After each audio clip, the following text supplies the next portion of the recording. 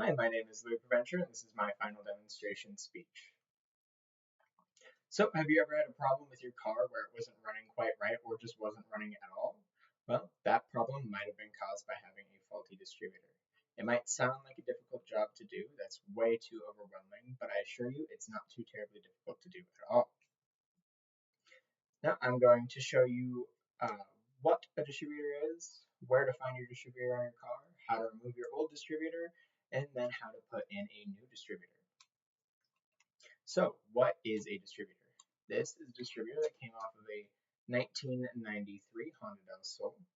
A distributor is a fast spinning switch right here that rotates and sends electricity from your battery to your spark plugs, which allows your cylinders to fire and your car to run.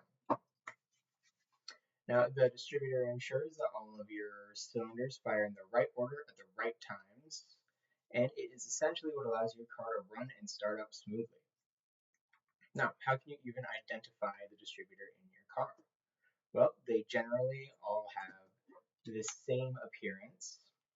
They are short, kind of cylindrical objects that will have a number of wires that corresponds to the number of cylinders you have in your car sticking off the top of them. It kind of makes it look like an octopus.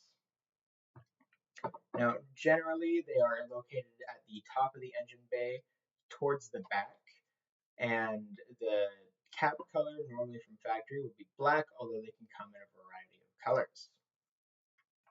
A lot of them can look a little different depending on what kind of car you have. They can have longer spouts on them on the back here, or they can have more wires or less wires coming off of them. Now, how do you even go about removing your old distributor? First, you want to take note of some of the specific details of your distributor. So each of the wires that comes off the top of the distributor is going to correspond to a cylinder in your car. And you just want to note which wires go to which specific sockets on the top of your distributor here. So you can just mark them with a silver Sharpie is what I would recommend. And just put like a 1 for the first cylinder and mark it on both the wire and the distributor cap, so that way they don't get mixed up when you go to put your new distributor cap back on. And once you have all of your wires marked off, you can go ahead and remove the cap and look at the rotor under here. You're going to want to turn your car over. It won't start without the cap on.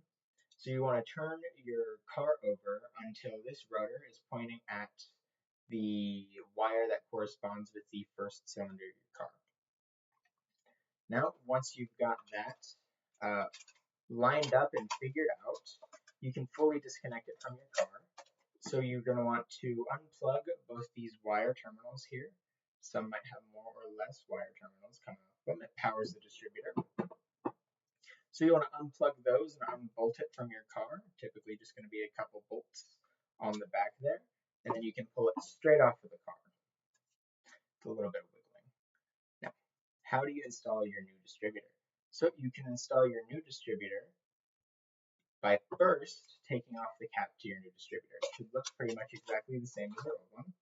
And without moving the rotor on your old distributor, you're going to want to point the new rotor on the new distributor in the same direction so it corresponds with that first cylinder's wire.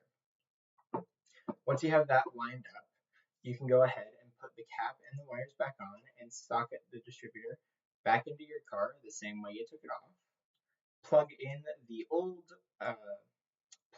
the electrical connections that correspond with the distributor and the car on both, and then you can go ahead and bolt it back on. Once your distributor is bolted back onto your car and it's all plugged into the correct spark plug wires and the power cables, you can go ahead and start your car, and if it fires up properly, you know you did all the steps in the right order and correctly. If it doesn't, then you can go online and figure out the right spark plug timing, because it's probably where it went wrong. So first I told you what a distributor was, then how to identify it, and then I told you how to both remove and reinstall a new distributor. See, changing your distributor can be explained in about 5 minutes. It's not too hard of a task. It's very possible to do once you know the steps, and if you follow them correctly, you should have no problem doing it your first time. So just anytime you're having difficulties with your car, don't always rush to a mechanic. A lot of issues with a car can very easily be done by yourself and save you a lot of money with a little bit of help from the internet. Alrighty.